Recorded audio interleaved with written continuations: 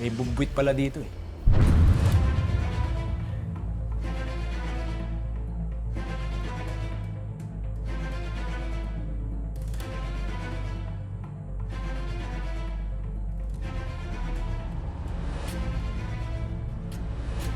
O, kayong dalawa. Pagsabihan yung kaibigan nyo, ha? Kayo nang bahala dyan. Masyadong nauumaling kay Vanessa. Ayokong madiskaril yung plano natin. Lagos. Oo. Alam mo ba kung anong ginagawa ko sa mga ususero? Tinatanggalan ko ng tenga. Pasensya na, sir. Ibabalita ko lang naman kay bossing na dumating na yung mga kargamento galing sa pier.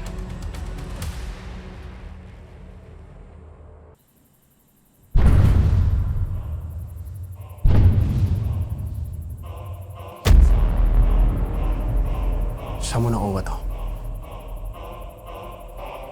Sa akin to, sir. Binigay sa akin ng mga totoo kong magulang bago nila ako iwan.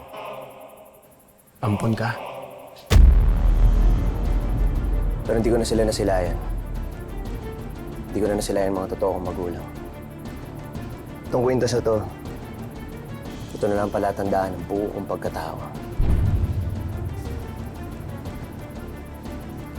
Ano nga ulit pangalan mo? Moises, sir. Moises. Sige, sir. Balik na lang po pagkatapos na kayo mag-usap.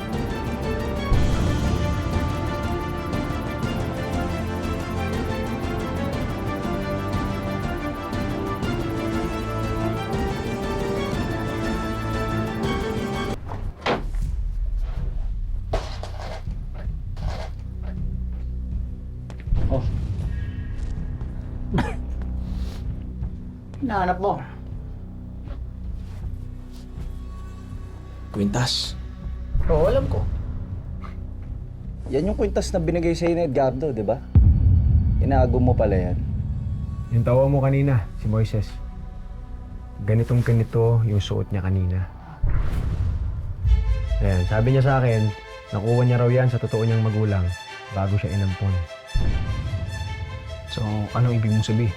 Ibig sabihin, si Moises ang posibleng anak ni Edgardo at ng Hilda. Siya yung kinuha ni Antonio. Siya yung itinapon sa ilog pagkatapos niya akong ipalit doon sa sanggol. Isipin mo nga naman, no? Ang kadugo ng mortal nating kaaway ay nasa sariling bakuran ng natin. Kung totoo yung sinasabi mo, magagamit natin si Moises laban kay Edgardo at Elias.